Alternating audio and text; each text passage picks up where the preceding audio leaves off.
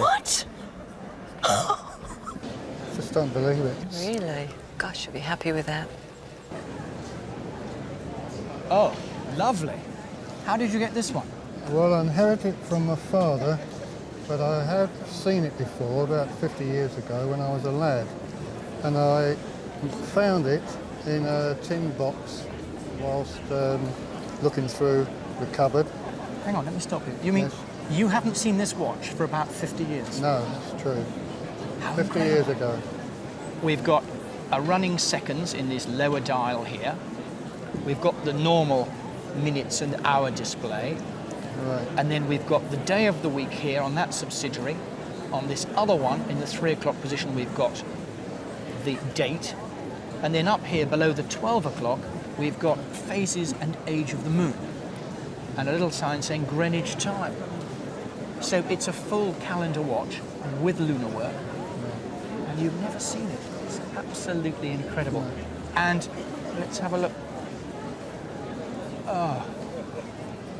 This is, to think that this has been put away for 50 years. We've got there 7 subsidiary dials for the cities that would have been important then. The centre is Paris. We've got New York, St. Petersburg, Calcutta, and then at the bottom, Melbourne. Fancy that.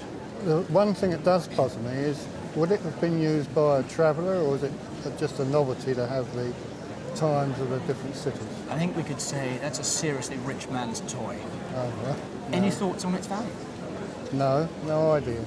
Today, realistically, one would be looking around £4,000 as a starting figure. Just don't believe it. Well, No. I wonder how many goodies there are Well, in that tin. in the tin, exactly. Thank you. Thank you. It was given to me by my husband for a 40th wedding anniversary because the pilot is Bob Stanford Tuck. Fine, in the Spitfire. In the Spitfire. And I was a WAF in 11 group, the same group during the war, and stationed at Tanmere. Right, so you knew Robert Stanford Tuck. Yes, I knew Robert Stanford. Did you work with him, or? No, he just used to come. They used to come into Tanmere if they were fighting in the district. And this was during the Battle of Britain? Yeah. Right. Did you know him well? What was he We like? got to know him later, better. He was a tough guy. Yes, well, it sounds like it. Yes, very nice Great indeed. leader, I gather. Great leader, adored by all Very his... cool and very, never foolhardy, just a great leader of men. Yes, Yes. yes. In 1941, in the summer of 1941, he took over a fighter wing in Duxford, which was operating fighter sweeps over northern France. Now, this was us taking the action to the Germans rather than them coming to us all the time. And the fighters would go out to seek enemies over the skies of France. And on one of those outings, I gather in about October 1941, he had this encounter with the great German ace, Adolf Galland, who was in effect his equivalent in German terms. And they had a dogfight together. They both survived it, although both shot down the other's wingman. So they each shot the other's lieutenant, if you like, but both survived. And at the time, Stanford Tuck did not know it was Galland, but I think Galland may have known it was him. Later, in January 1942, he himself was shot down over France and became a prisoner of war. And the day he was shot down, January 28, 1942, he had dinner in the German officers' mess at Saint-Omer with Galland, and apparently they discussed exactly this incident. Now, Wotton, I mean, to me, is simply the greatest 20th century aviation artist. And when one looks at paintings like this, you think, well, what are we dealing with? Are we dealing with modern history? Are we dealing with recreated history? Now, with someone like Wotton, he was painting during the war. His best-known paintings, which established his reputation, were in 1944. Typhoons, rocket firing in the Falaise Gap is one that everybody knows. And he established a reputation. And I think when one looks at a painting like this, to me it has two things. One, I think it's a fabulous and wonderful piece of painting. Forget the subject matter. Fabulous, tumultuous sky, lovely clouds. This is actually northern France under there. I think we've got two things here, two pieces of history. We've got a painting by, to me, a modern master, now dead, unfortunately, as indeed is Stanford Tuck. He died in 1987, I think. We've got a record of a very important part of British mid-20th century history. It's heroics, it's all that. I think it's lovely, and I'm so glad that actually to meet you, who can in fact bring it to life in another way. You can say, I know who that man was. Yes. And to me, that's magic. Yes. And I mean, in terms of valuing it is terribly difficult. I mean, Wootton obviously has a market value. I don't really want to go into it because it was a present to I know you. how much he paid for it, though. Well, am I allowed to ask that? Yes, he paid £1,500. Yeah, well, I mean, my valuation was 2,000 to 3,000. But I think the money is not important. What is important is your connection and the fact that we have here this, not just some aeroplanes in the sky, but a real slice of our history. I love it. Yes, good. Thank you very much. Chocolate Tommy Atkins, number 6971, and I've got ambulance nurse. And they've survived intact. That's right, yes. And where did you get them from? I got late godmother. She died in September, and I've been clearing her house out. Right. And I've been told they're about 1920s. Well, they're made by Pascal's, London, and I have seen one or two of these before, but never in complete condition. Now, I mean, this is very unusual survival, really. If you were patriotic in the First World War, you would have bought these chocolates in support of the troops. And the chocolate's discoloured the crepe paper a bit, but it's essentially all there. What you don't want to do is to come out on a very hot day. That's right. Look, it's a bit cooler today. No, and I wouldn't recommend eating them either. And just bits of fun, really. What would somebody pay in a sale for them? Probably somebody would pay for the two £50 to £100, something like that. Right. Okay. But good fun, much. though. Yes, that's right. I bought it in one of these antique centres in London about a year ago. Yeah. It was a case of love at first sight. Love at first sight, yes. It was a pattern that I already have in two other pieces. Right. Nothing on the size of this. I managed to persuade the colleague I was with that I needed it. I couldn't quite afford it at the time. Oh, so that was a problem. You wanted it, but you couldn't afford it. No. How did you resolve that? Well, I bought one half of it. You bought a half? Yes. Which half is yours? The front side. Oh, the front half is yours. With the intention that if it was worth its value later on, Yes. I could actually acquire the second half. Well, that's interesting. I mean, I suppose right at the start then we need to know what your half cost. £800. £800 for half of the vase. I think it's the finest Carltonware vase that I've seen. There is some printed work at the top of the vase, but when we come down through this lovely willow tree to the handwork on the bird here, with each separate feather colour applied by hand, we can see that it's a magnificent piece of work and has taken hours and hours of time to do. Let's turn it round just to look at the design all the way around. We'll see that this wonderful bird is on the other side, caught in flight. It's almost a photographic image of it. It's absolutely wonderful. And the shape, after a Chinese shape, is absolutely gorgeous. Down the inside of the vase, we have these lustres, which Carltonware were famous for. Yeah. They're lustre glazes. But unusually for this quality of vase, they haven't used much lustre work on it. This vase was made about 1928. Yes. It's a rare pattern. It's very unusual in size. So for all the reasons that you fell in love with it, they were all the right reasons, because it's a wonderful object. Carltonware is just becoming more and more collectible at the moment. People are really beginning to appreciate the quality of the work, which by the 1920s was as good as anyone. I think if you put this into an auction at the moment, you would get £3,000 for it. For that size? £3,000 for that vase. At this current moment? At this stage. Gosh. It's a great object. So it is worth acquiring the second half then? It was a peace offering from my husband after a very disastrous dinner party in which one of the guests he'd invited didn't eat anything I had served. And I actually had to send out to the local pub for steak and kidney pie for her. Well, it's a very, very pretty thing. It's, as you know, opals, beautiful opals. Before about 1850, opals came from Czechoslovakia, and they were horrible, dull little things. And in 1850, they started opening up the opal mines in Australia. And where opals get this lovely colour from, this lovely play of colour, is they're made of silica and water. And it's the water which actually makes the opal, because it's like an oil slick. You get this play, diffraction between the different layers of the silica with the water in between.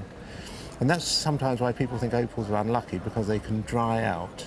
So you don't really want to keep them in a very, very dry atmosphere. And did you manage to find out what your husband paid for it? No, I shouldn't think it was over the top, because I don't think it was that big an apology. Oh, really? So... Well, I think it was a pretty handsome apology, actually, because for insurance purposes, I would value this necklace at somewhere between £5,000 and £6,000 today. What?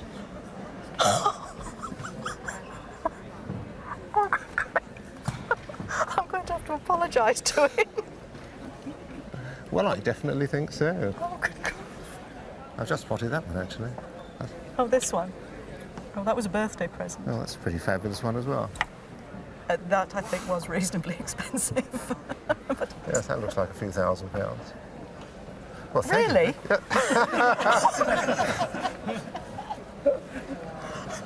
Well, that's much more valuable, actually, because that's a black opal. Well, I think my husband paid about £1,500 for it. Well, he's obviously got a good eye for these things. I think I should keep I'll him. have to employ him myself. Well, thank you for bringing them anyway. That's really great. I don't believe it.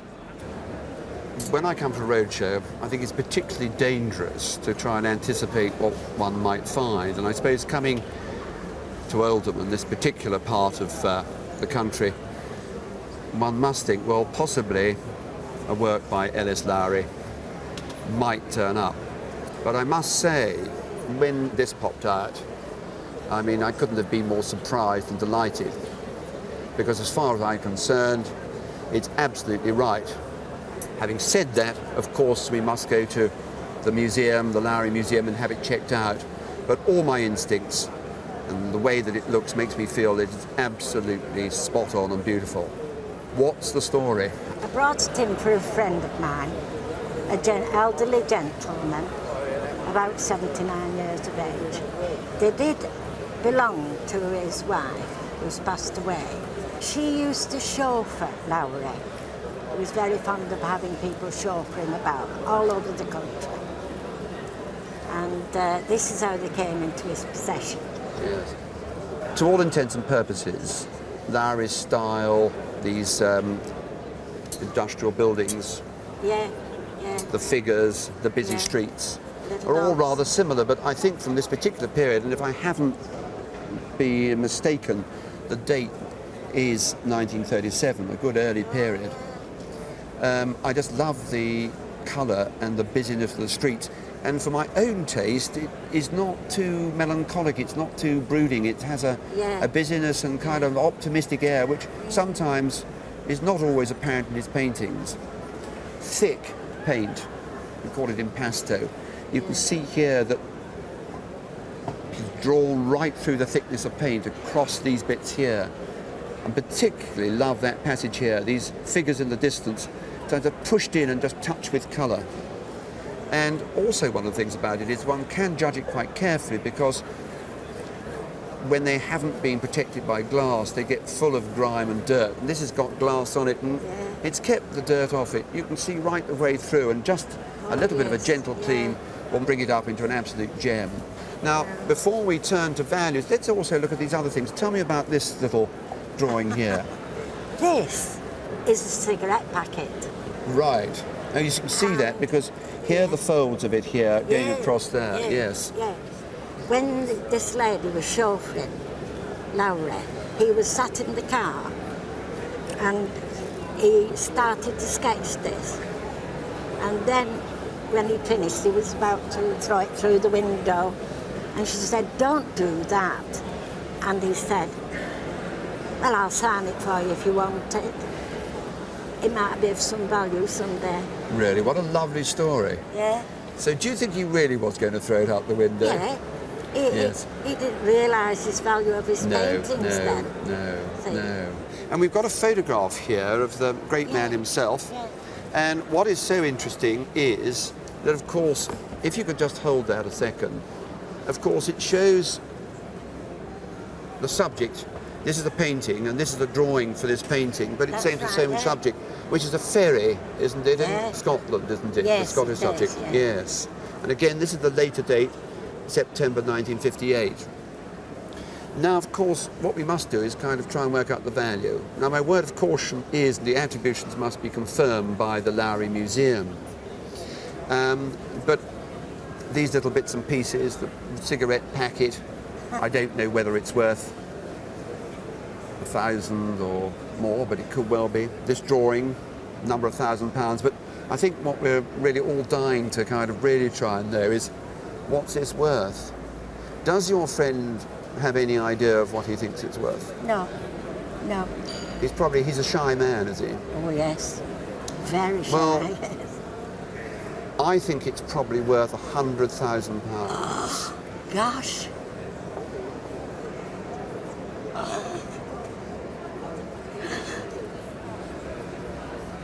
Oh. Oh. It now becomes a horrible problem, doesn't it? Oh, yes. Yes. If I was being conservative, I suppose 60 to 80, but I think it is so fresh, so wonderful, has not been on the market. The prices have been quite extraordinary, and I wouldn't be surprised if it could fetch £100,000 or more. It's never been up the wall. It's probably one of the largest long case clocks I've ever seen. It's absolutely massive, isn't it? It's 9'2", I believe. 9'2", is it? I think so, yes. Is it? Well, I'm 6'2" and a bit, so yes, it's rather taller than me, that's all I can tell you. But the quality is fantastic. I mean, it's really making a statement, isn't it? Mm. Are you tall enough to wind it? Yes. Oh, on a stall. I love it. Well, up in the top of the arch, we've got a strike silent and a chime silent, so you can turn off everything. It's obviously a 3-train movement, and I see it's retailed by Dutton & Son of Oldbury. The date we're talking about are the last few years of the last century. Maybe just sort of into this century, but I'd rather say the 1890s in all honesty. So originally, of course, this would have been very nicely silvered, and these gilt numbers would have shown up very well. Now, someone's obviously had a crack at cleaning this, but this can be resilvered without any trouble at all. Slightly unusual. I was expecting for a clock of this size to see 8 gongs, but we've only got 4. Obviously 3 trains, so 3 different weights. The mirrored back. But just look at it. I mean, look at the carving in this oak case. So, what would it fetch at auction? Probably £5,000 or £6,000 as a bare minimum. And to the right customer who wanted a big clock for a very large, impressive house, I could well see somebody spending at least £10,000 to £12,000 in a shop for it. So, keep looking after it. I know, it's never going to go. It's in the family. It's too much to us. Presented to Mr. Leesforth by his friends as a token of respect, March 1877. That is right. Is this a relative of yours? My great-grandfather, the first Leesforth. I am the 4th Leesforth. He was what? He was an auctioneer, was he? He was, indeed. And it's passed down from my great-grandfather to my grandfather to my father and now to me. But the interesting thing about this, and I've talked to our other auctioneer friends here today, they've never seen another like it because of this. The whistle. Yes. They've never seen one. To call order in the auction room. It's odd that really, isn't it? Because you'd have thought he'd have just, bang the havel on the table. That's right. Now you're an auctioneer. Yes. You tell me, give me an estimate of how much you think it's worth. It must be worth well over £1,000. Well over £1,000. You know there's a difference of opinion here. I know. Our people here say about 600. They want it. I inherited it from my father about 12 years ago. Mm-hmm. He had bought it, I presume, at auction about 30 years ago. I don't know any more about it. Was he a hunting man? No, he just loved paintings. And he liked dogs? My mother loved dogs, and I think it was probably on her persuasion. Yes.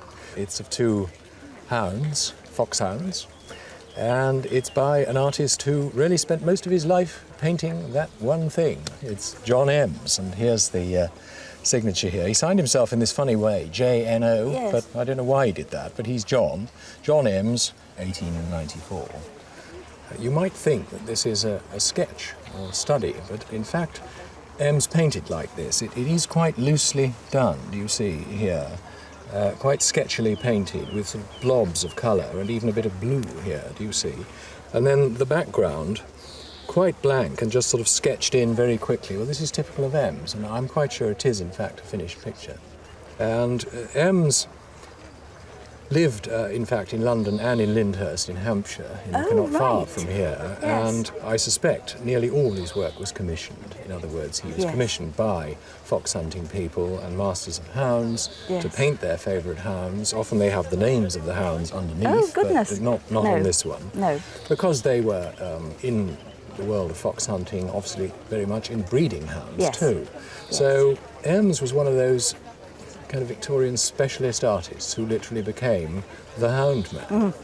And his pictures have become increasingly popular in the last 10 years, I would say. It's very much part of a revival of interest in dog painting, and there are specific sales and auctions now held, of dog pictures coinciding with crafts and so on and so forth. So the result has been a considerable increase in the value of paintings like this, in particular of John Emms. And I would say, it might surprise you to learn that if this went up at auction, I think you'd get £6,000 to £8,000 for it. Gosh. You might even get 10 on a good day. So your father did well. That's very good news. Thank you very much indeed. Lovely. Well, basically, they're my mother-in-law's, which I think she got hold of about 35 years ago. She actually paid £160 for them. Right. The work of Charley Baldwyn, the Royal Worcester factory. Yes. And Charley Baldwyn specialised in swans. I mean, during his career, he painted many, many hundreds of vases, usually with swans flying around the vases. What makes these so unusual is the swans are swimming. And that really does make them different. And it'll be interesting to see just what date they were painted. They'll have a mark on the bottom for the factory year code. Right. The year marker, little dots around the Worcester factory mark. And here this one's got 8 dots. That makes it 1899. 1899. And that is that makes sense because that's quite early for this decoration. Most of Charley Baldwyn's swan vases are painted between 1900 and 1904. And they're a very formal pattern, but they're not very detailed. These are, well, really much more real swans, but they look more fluffy. And that's, I think, very typical of the early work of Charley Baldwyn. He did the whole lot, all the decoration. He will have signed them. His signature is just there, neatly painted, C. Baldwyn. And well, not ignore the vases themselves. These modelling of the handles by James Hadley. I mean, the whole concept just works together so well. I mean, it was a new, light, airy style of decoration which Worcester was just working out, and they were to become enormously popular. Right. Both at the time and indeed now. So we're going to look at, say, £15,000, perhaps even £20,000. Really? Gosh, you'll be happy with that. That's great. Really good. This wood has been cut with one of those really rough two-man saws, and this panelling has stayed together for 300 years. Yes. If a picture's on panel, it makes an enormous difference. You can almost date the picture from the back, and this is a wonderful panel. If every picture tells a tale, please tell me. Well, some years ago, my father and I, we were refurbishing a room in our Tudor house, and there was a Victorian fireplace which we took out, which revealed a Tudor fireplace, and above that was layers and layers of wallpaper. So we decided to start scraping it off, and so this was the wallpaper was stuck to this. Yes. It's obviously a smart 17th century house, and it's wonderful. I mean, the red brick glows. These houses did glow then. It's a fair bet to assume that this is a real house. It's not a fantasy house. And this, I'm sure, is by an English painter, not a Dutch painter. Say about 1700, 1710, 1720. The panelling tells us that, the whole way it's put together. We can trace the history of this sort of painting very easily. And the reason, as you can see, the reason I wanted to show the back of the panelling is there's not a split, barely a split on this panel. And the reason is this is seasoned wood, 20-year-old wood, so it doesn't move. good lesson for builders today. Wonderful. Well, it's just one that, to me and my mother, we think that this is out of position compared with the landscape, which looks quite normal. And it seems to me as though that they've put the landscape in, and then as an afterthought, they've put the building. Well, had you thought that really the landscape that we know today in England is basically an invention of the 18th century? This artist is very happy putting in these abstract shapes. I mean, this is a wonderful abstract painting as well. And this formality of gardens is something that comes from Europe, imposing an architectural statement on the landscape. In fact, in Britain now, because of Capability Brown and Humphrey Repton, we do exactly the opposite. We garden to the landscape. We like to garden as though it's natural. But there's another thing, which is very interesting. You said this picture was over the mantelpiece. That's right, yes. One of the interesting things about the fashion of having your house painted was that they replaced portraits. So it was actually exactly where it should have been for the fashion of the day. I think it's wonderful. Yes. And I think it's very interesting. I mean, I've never seen such a complete British painting of this period in a way. It's very difficult to price something like this, but I think at least 10 to 15,000. It's a wonderful object. Thanks very much. Oh dear, speechless. I'm speechless. During the war, which was of course before your time, they used to have war weapons weeks and Battle of Britain weeks and one thing and another. And these used to be set up as an inspiration in the local village shop window. Are you a soldier collector? No, my father was, and I've inherited them. Right, and were these things that he collected or were they things he owned as a child? He owned them as a child. Were you allowed to play with them? Only on very rare occasions, in the lounge, on the carpet. Right. Under supervision. Because the reason I ask is it's extremely unusual to find the things in such good condition, and with the original boxes as well. I particularly like this set here. A lot of the soldiers you brought in are by William Britton, and this is a lovely early set. This is the military field hospital, and the little patients are they look almost as though they're sunbathing with their hands behind their heads and they're sort of bandaged. They all look rather cheerful, but it might be because they're being helped by all these little nurses here. This would have been made for the Boer War. This is pre-1914-18 war. That's what I wanted to know. But I notice you've got a few extras that have crept in. They're actually station porters, and your father's obviously added to it, and he's painted little crosses on their armbands and things. You mustn't have thought they had enough medicine, so that's quite sweet. This particular set here would be, it's a reasonably common one, but this is in nice condition. This would, at auction, be around £200 or so. This other set you have is extraordinary because it's just so large, and again, you've got this wonderful original box. And this is a little bit earlier, this is late 19th century. And although it's got this big London trade label on it, I think actually the soldiers are probably by a company called Heidi of Germany. They've got tin plate saddle cloths, they're beautiful, beautiful quality. And bands are always very, very desirable and collectible. Was this a particular favourite of your father's and of yours? Yes, yes. It was? Yes. This one is probably the most valuable of all these sets. I would say that this at auction would probably make in the region around £600 to £800. Possibly 1,000 if people got really carried away with it. And I think the collection as a whole, you're probably looking at around £900, £1,000 on the low end for the William Brittons, and about, as I say, 600 to 1,000 for the military band. It's got £1 on the bottom of the box. Has it? Has it? On this one here? Yes. That's pretty good return then, isn't it, after all these years? It's amazing. Well, there's a splendid collection of Staffordshire figures you've brought along. Have you been collecting for a long time?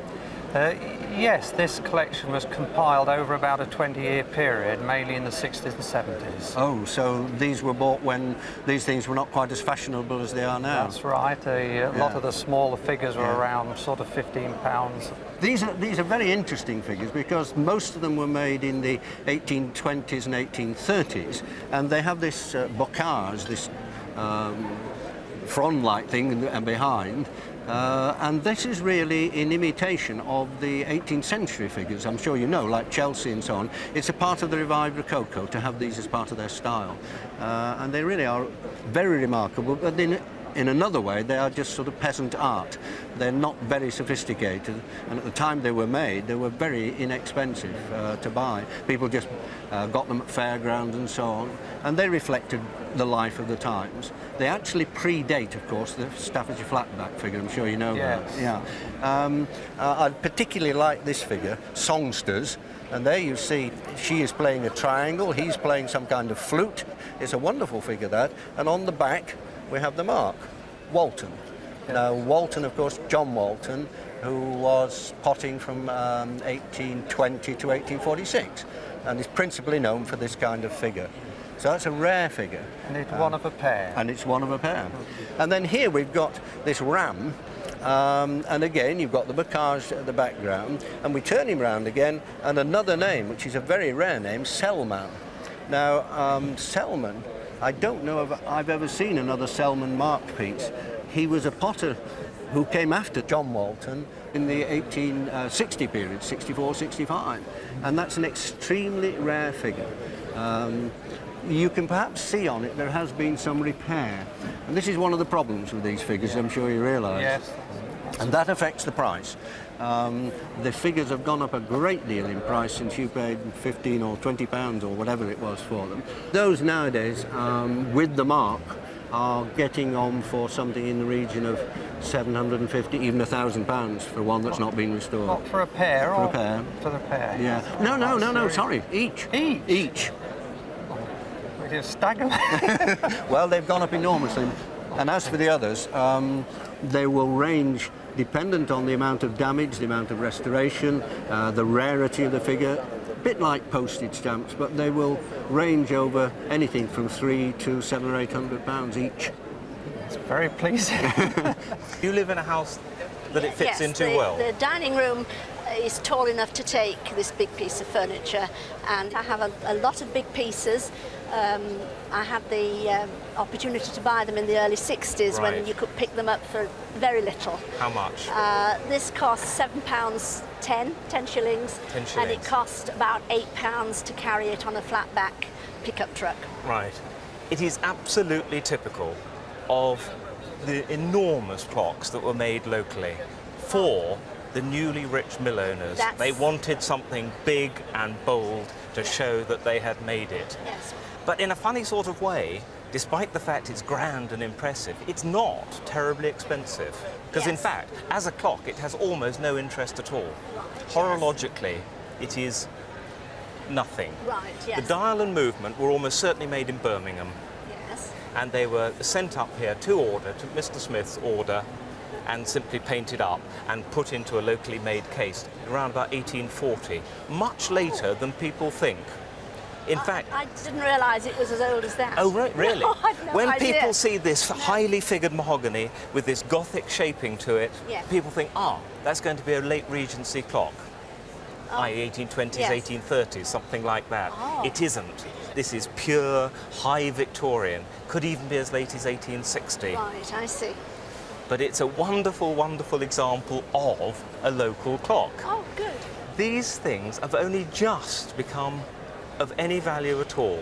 All the nice little clocks have gone. People are turning to these. Even the door is nicely panelled. You've lost a piece of moulding there, but that's nothing. It's a well-made item. Yes. And so the good news is it is not worth just the £5 or the £7, 10 shillings. In a sale now, one as good as this would make the best part of £2,000. It'll certainly make over £1,000, yeah. It's a good thing. Well, as far as I know, it belonged to my great-grandmother, but I don't know anything more about it. She came from Yorkshire, and I suppose ladies of her status would have worn tiaras quite often and brooches like that. A typical form for a mid-19th century piece of English diamond work, and technically it's interesting because on the back it's of gold, and yet on the front it's set into silver, and it was to be worn in candlelight, and so there wasn't much concern about the front tarnishing, which it does a tiny bit. Have you worn it? Does it got lots of memories for you? I bet it has. Possibly at army dances, but I don't go to those sort of things nowadays. Not as a brooch or in your hair? Oh, no, as a brooch. It's a wonderful, spectacular display of natural beauty, isn't it? And very flattering. Wonderful, wonderful thing. It's high Victorian. Yeah. It's really couldn't be a more elegant form, and perhaps put it down on your insurance policy for £8,000, something like that. More than you thought? Shall I tell you how much it's on my insurance for? Do, go on. 400. 400. Well, it's only 20 times the amount. This is true. It's just delightful. The shape of the top followed through with the front, and this lovely colour. And it's a little gem, I think. It dates from the early 18th century. I mean, difficult to be too precise, but 1710 to 1720, that sort of period. In England, it would be Queen Anne / George I. But I don't think it's an English one. I don't think it's Irish, really. I think it's continental. It has this flow to it. If we say Dutch, it's that sort of area, that sort of feel to it. And they influenced the rest of the Western world and later on America. And you see this type of double serpentine curve developing into a block front, if it were American, of the 1740s. So structurally, it's a very interesting thing. The way they've used this heavily curled veneer, this walnut with these burrs in, and divided it in two and opened it up like a butterfly's wing, so that it reflects both sides. Wonderful, and a lovely crusty colour, not over clean. These handles are new. They're about 1890 to 1900. Right. Whereas these are the original escutcheons.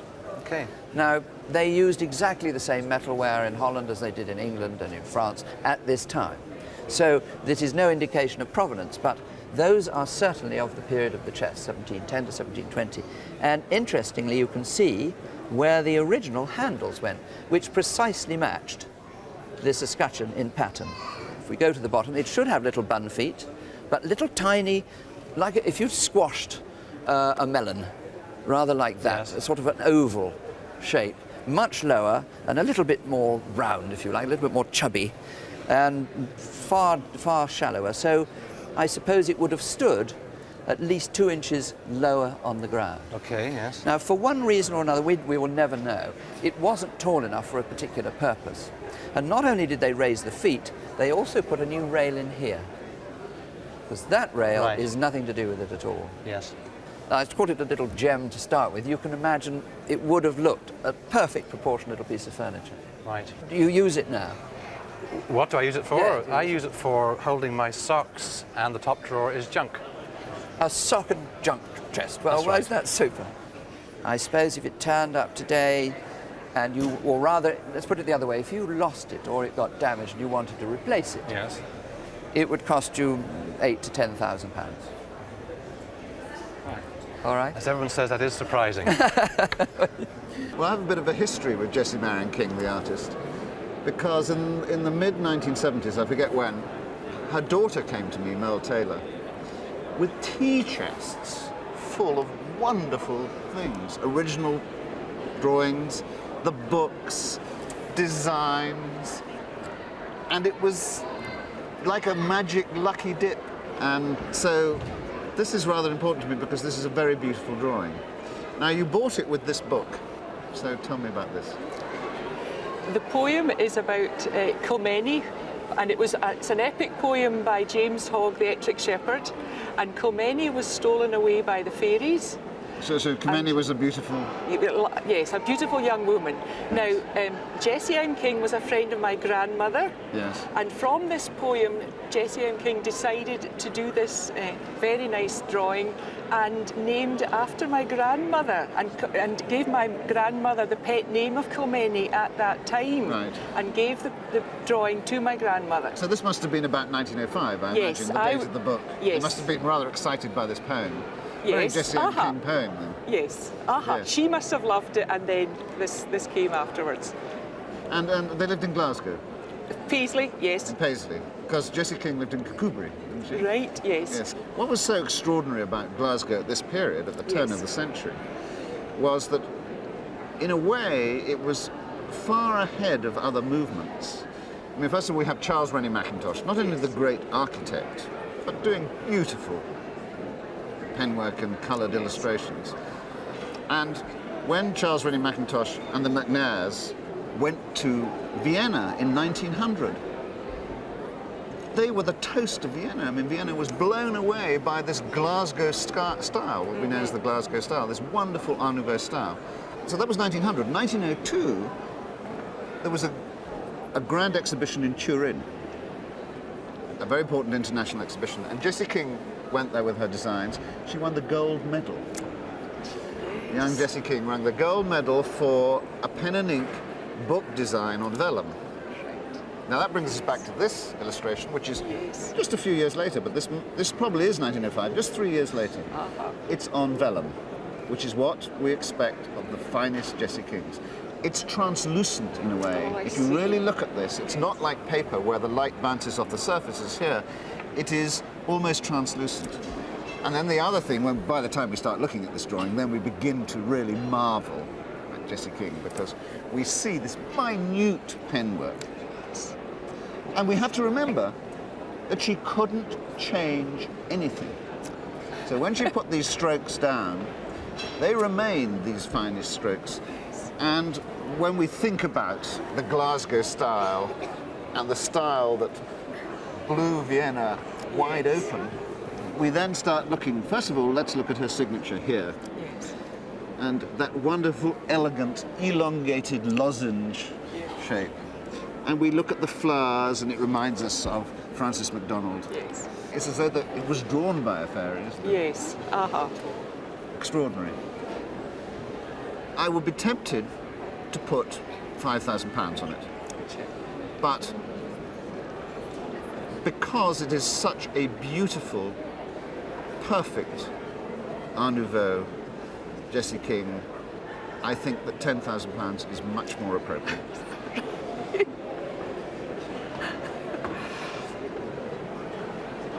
Mickey Mouse is certainly my favourite cartoon character. Was he yours? He was, very much so, yes. He's been a great friend for a long, long time, Mickey Mouse.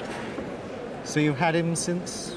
Oh, I should say about 65 years, something like that, in that area. And he's been played with quite a lot. Not so much mine for a few years, but it still plays a little bit tune.